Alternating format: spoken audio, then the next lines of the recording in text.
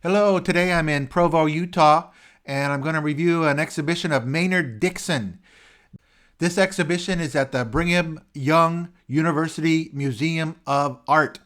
Now, a man named Harold Clark acquired about 85 Maynard Dixon paintings, and the ownership was transferred to this museum, to the Brigham Young University Museum.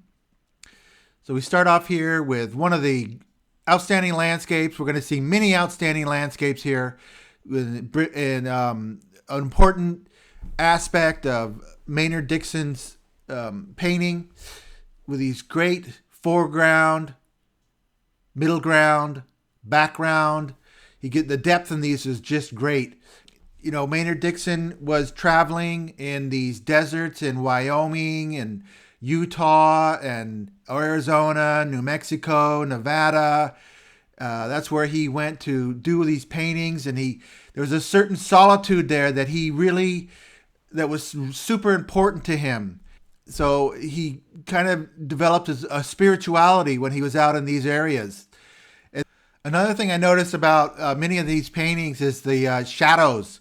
And I was thinking these deserts have very extreme weather. It can get very, very hot.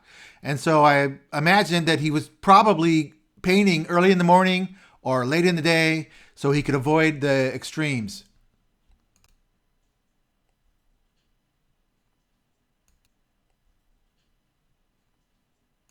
Now this one is another style of Maynard Dixon, and the title is called Lasaka Walkin'. Now the wall label for this one says that it's a powerful figure that towers from earth to sky. In fact, with the low horizon line and the bank of storm clouds restricted to the painting's upper border, he's a literal connection between heaven and earth. This simplified shape adds to his monumental presence.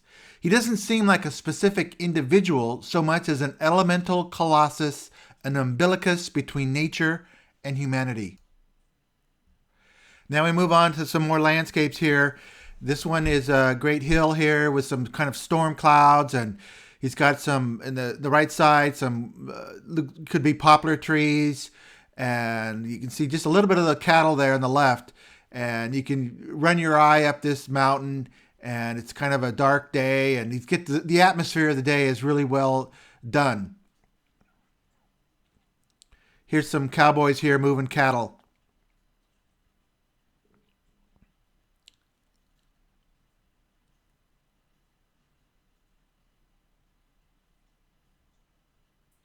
So we enter this next gallery, and these are mostly landscapes. This is, they're all certain size, and he was traveling around. It's hard to get something too large when you're out there in the fields and moving around every night. So I really like this one. It's just outstanding. I love these trees because they're so unsymmetrical, but they're so realistic to what you see when you're in nature. Like this tree is like really lopsided, got this broken branch on the left side, but I really like that. He was true to nature. Some of these ones here with these mesas, I just love the subtleties of the umbers and the blues and the darks and the lights. It's just the subtleties are exceptional. This one is really shows the contrast between this man and his wagon and horse, and he's in this beautiful environment where these red rocks burst upwards.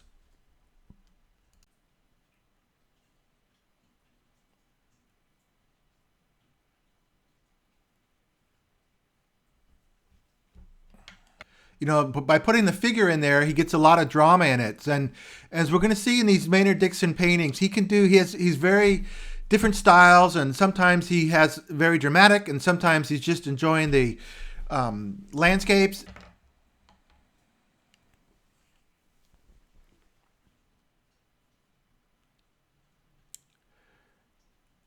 Okay, now this one is another one, and to me, this one, it does have a wagon there in the bottom part, and but it's more simplified. Like the slope of the mountain here is very simplified, and It's kind of sharper angles than some of the other ones where he seems to be more accurate. And the cloud, it's a great cloud, but it does some kind of more of a dramatic type of a cloud. And whereas this one is more really realistic to what he's seeing in front of him. They're both great. It's just different styles that he could do.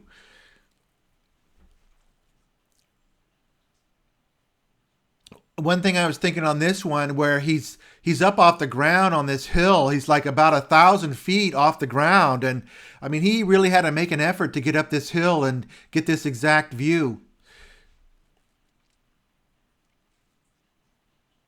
Now, these clouds to me are more realistic to what you actually see when you're out there. So he could do the realistic style, and then he had kind of a more commercial style, and some even more different more styles that we're going to see later on. Here's another great, really odd shaped tree, and here's this cowboy here. And I'm tempted to call Maynard Dixon a cowboy, but even though he existed out here with these men who were ranchers and moving cattle, they're businessmen. They're moving their cattle. This is capitalism going along. But Maynard, he probably dressed as a cowboy, but he might have been looked pretty odd out there painting, where these guys were out working. They're just out there doing their job. So Maynard, as we're going to see, has other interests like the Indians, and as I said, is kind of spirituality, where he was out there just to enjoy nature and make these great paintings. So I'm going to read one of Maynard Dixon's poems. You get an idea of what he was thinking about here. This poem's called Homeland. The mighty West looms vast before my sight, bright in the mystery of sun and sky, mesa and plain, the desert and the sown, the scar-faced mountains and the blinding snows, the deathless blue and soaring angel clouds, and on its farthest rim I see my soul arise, broad-winged and free, and beckon me. This one's a little more simplified shapes. This is more, I call it commercial style. Here's another one where we have these small figures, and they're dwarfed by these giant rocks. These two women on horseback with a child, and it's very similar to that one we saw earlier.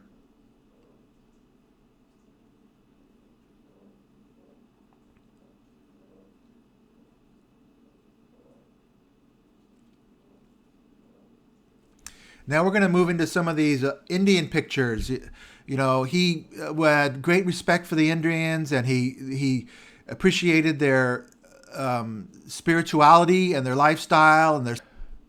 Okay, now the next painting is called Shapes of Fear.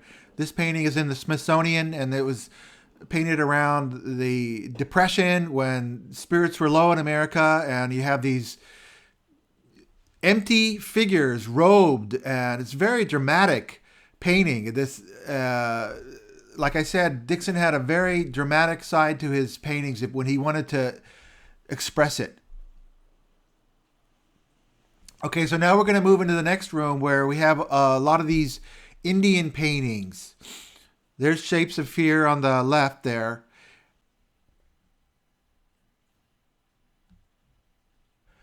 I'm going to read a poem here that he wrote about Indians.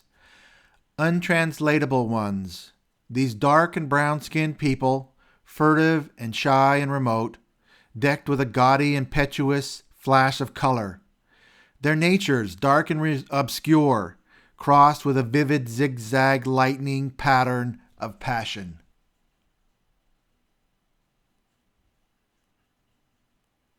Now, when he's painting these Indians, you kind of do feel he's distanced from them. They really seem like they're in a different world, and they're allowing him to paint them, but in a way, he tried hard to relate to them, and and maybe they tried to relate to him, but you don't feel a real solid connection.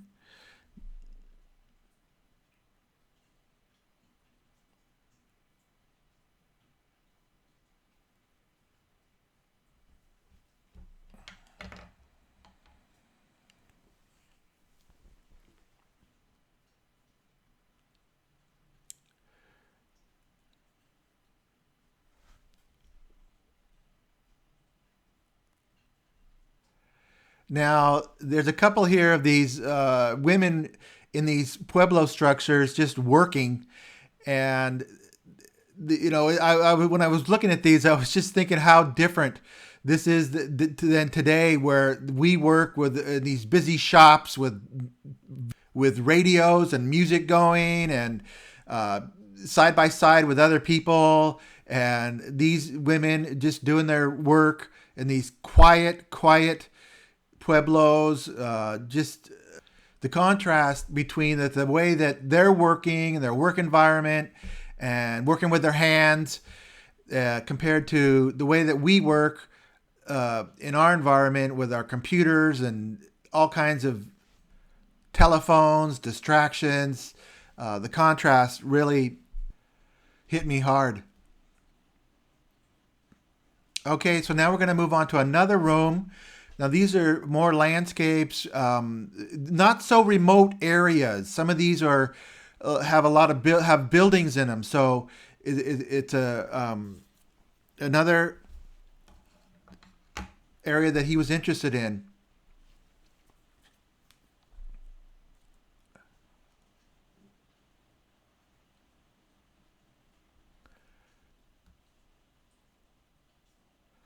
Then we move on to some more Indian paintings. More, this is called Flathead Indians, Flathead teepees.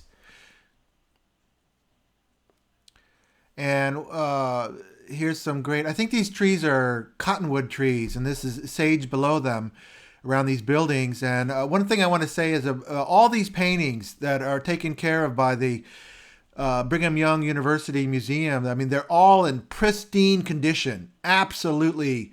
The colors are striking. So they're cared for really well. So here's a great painting with these Indians camped out below this tree.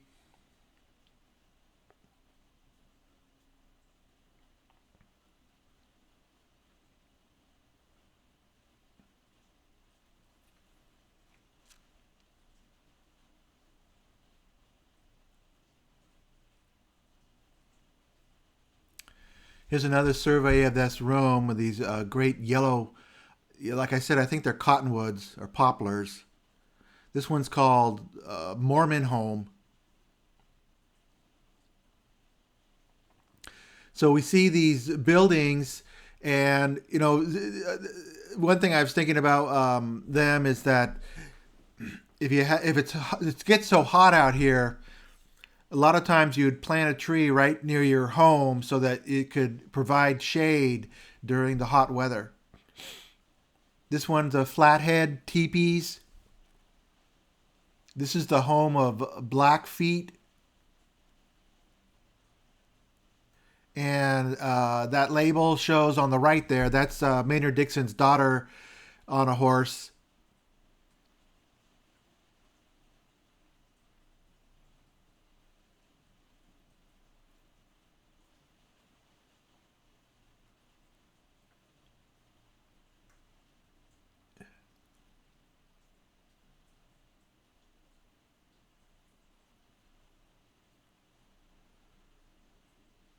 I think these are poplar trees providing shade for the home.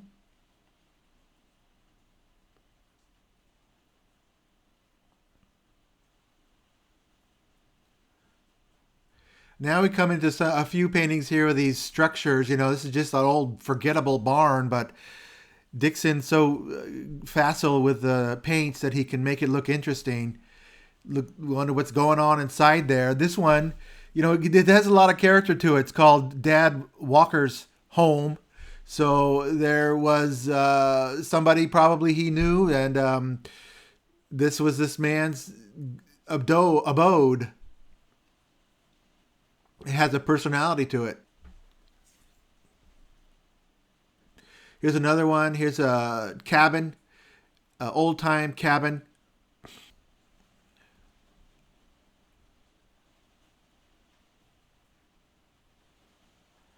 Okay, now we move on to another room, and Maynard Dixon's changed his palette to show the twilight, or it could be night with a shiny moon, but great blues, and Here's a cattleman again.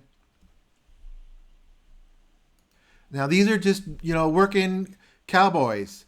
And he can also change and do the cowboys in a more romantic way. Like this one, I would call this a mural because Dixon had a very successful career painting murals. It was a big part of his income. And you have these wagon train on the left and these scouts here in the center. And this is kind of the traditional romantic view of the cowboys, the buffalo there on the right. And now we move into another room here where we have these portraits and of different people that surrounded Maynard Dixon on his travels here to these western deserts. This is Old Bill at Lone Pine.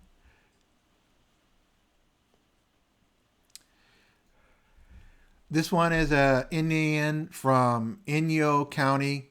Has the name there on the label, but I can't pronounce it.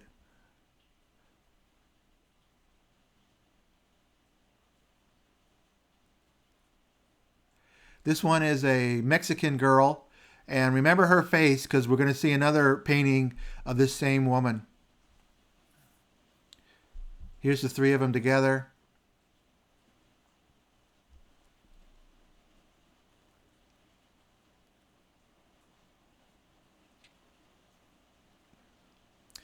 This one is especially powerful for me. Spent a long time looking at it. This subject's name is John Rainbow. This one is called The Blind Hopi.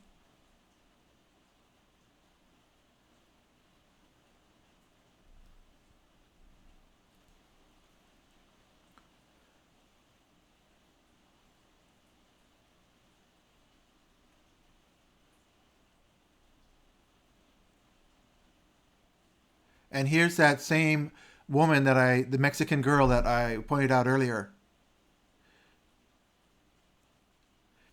Here's another Mexican woman.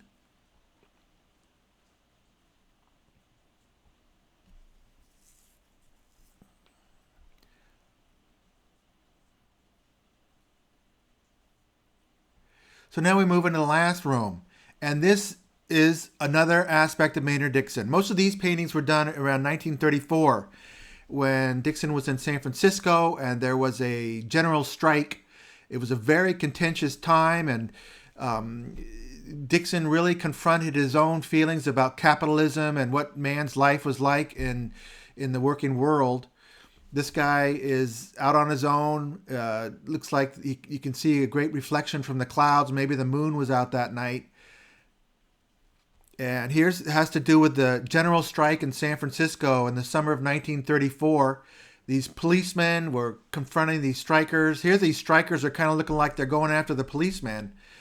But here's these guys. This is on the Embarcadero in San Francisco. The men are moving. You got to keep moving when you're striking. And the opposite side of the street there is where the ships come in and they empty the ships. These are longshoremen.